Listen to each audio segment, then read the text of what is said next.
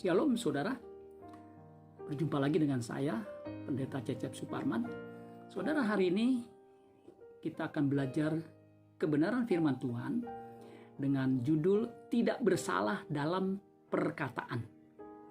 Tidak bersalah dalam perkataan. Yakobus pasal 3 ayat 1 dan 2. Yakobus 3 ayat 1 dan 2 dikatakan, saudara-saudaraku, janganlah banyak orang di antara kamu mau menjadi guru. Sebab kita tahu bahwa sebagai guru kita akan dihakimi menurut ukuran yang lebih berat. Karena banyak yang diberi, banyak dituntut. Ayat 2. Sebab kita semua bersalah dalam banyak hal. Barang siapa tidak bersalah dalam perkataannya, ia adalah orang yang sempurna, yang dapat juga mengendalikan seluruh tubuhnya. Saudara, kita sering mendengar orang yang banyak bicara punya kecenderungan melakukan atau mengatakan banyak yang salah.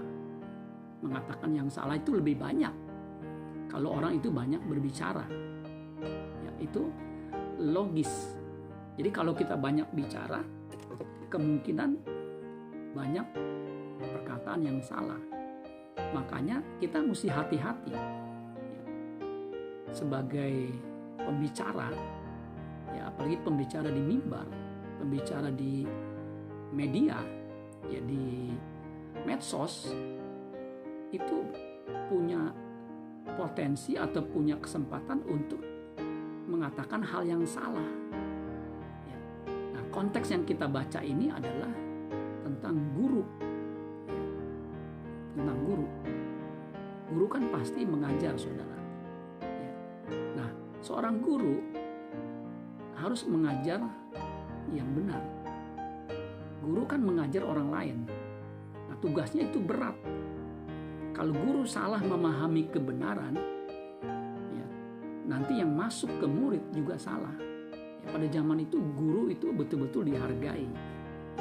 Yesus itu dikenal sebagai rabi. Rabi itu sama dengan guru.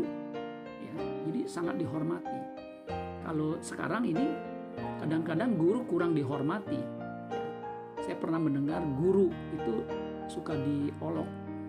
Guru itu GURU, itu singkatan. Apa Pak singkatannya? G. Gajinya kecil. U, untuk makan saja. R, rumahnya ngontrak. U, utangnya banyak. Itu olok-olok, saudara. Nggak boleh. Kita harus menghormati guru. Ya. Ada beberapa orang ya, yang karena sekolah di kalangan atas, ya, sementara guru mungkin dari keluarga biasa pakai motor, sedangkan si anak bawa mobil. Ketika si guru yang bawa motor ini motornya mogok, muridnya lewat, bukannya ditolong, malah dia bilang, mogok ya Pak, selamat mendorong ya Pak. Tuh saudara, ya. Padahal tugas guru itu tidak mudah. Guru itu tanggung jawabnya berat.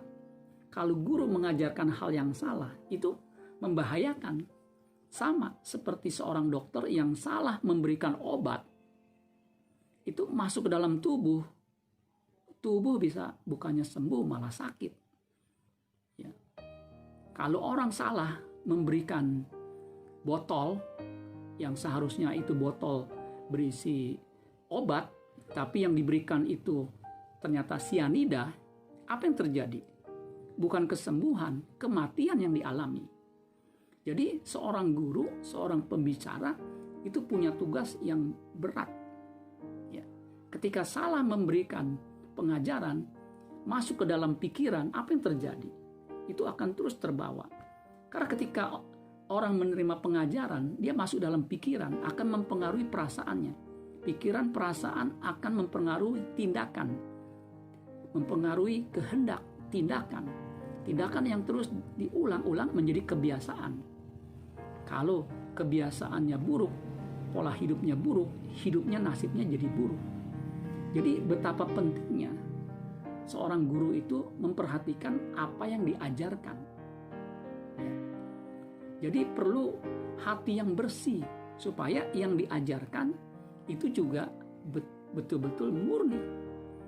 Jadi kalau apalagi menyampaikan kebenaran firman Tuhan, itu hati harus bersih dan harus minta tuntunan Roh Kudus untuk memahami suatu kebenaran.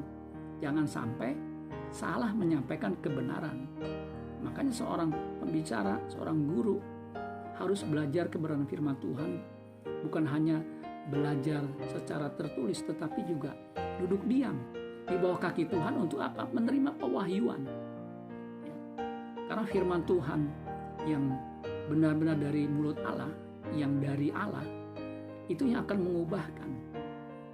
Karena dikatakan manusia hidup bukan dari roti saja, melainkan dari setiap firman. Di situ dikatakan bukan pakai logos, tetapi rema, setiap firman yang keluar dari mulut Allah. Kalau yang keluar dari mulut Allah, pasti keluar dari hati Allah. Kalau keluar dari hati Allah, itu yang akan mengubah hidup orang.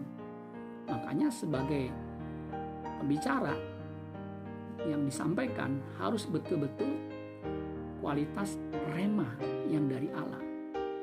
Karena rema atau firman yang dari Allah itu yang akan menguduskan.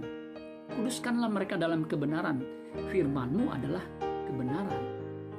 Jadi saudara, tanggung jawab seorang guru itu berat. Makanya dikatakan sebab kita semua bersalah dalam banyak hal. Barang siapa tidak bersalah dalam perkataannya, ia adalah orang sempurna yang dapat juga mengendalikan seluruh tubuhnya. Jadi kalau kita menyampaikan kebenaran yang tepat, itu akan mengubah orang. Makanya seorang guru harus terus-menerus belajar kebenaran firman Tuhan. Harus terus-menerus mengalami pembaharuan budi, mengalami transformasi terus-menerus, sehingga Tuhan mempercayakan kebenaran demi kebenaran, dan kebenaran itu akan memerdekakan orang. Sebab hanya firman kebenaran yang akan mengubah, memerdekakan orang, sehingga orang itu makin menjadi serupa dengan Kristus. Nah, saudara-saudara sekalian, kalau hati kita bersih, kita dituntun oleh Roh Kudus, maka yang kita sampaikan juga bersih. Karena dikatakan di ayat yang ke-11 dan 12 dari Yakobus 3, dikatakan begini, adakah sumber memancar air tawar dan air pahit dari mata air yang sama? Saudara-saudaraku, adakah pohon ara dapat menghasilkan pohon zaitun? Dan adakah pohon anggur dapat menghasilkan buah ara? Demikian juga mata air asin tidak dapat mengeluarkan air tawar. Jadi hati kita harus bersih. Ketika hati kita bersih, apa yang kita dapat dari Tuhan melalui pembelajaran firman Tuhan, yang keluar pun akan menjadi bersih. Dan itu akan mengubahkan orang. Sebagaimana firman yang keluar dari mulut Allah, itu akan mengubah, menyentuh hati orang untuk sungguh-sungguh mengalami perubahan. Dikuduskan oleh firman Tuhan, artinya diubah oleh firman Tuhan, sehingga makin berkenan di hadapan Allah. Amin buat firman Tuhan. Tuhan Yesus memberkati. Sola Gracia.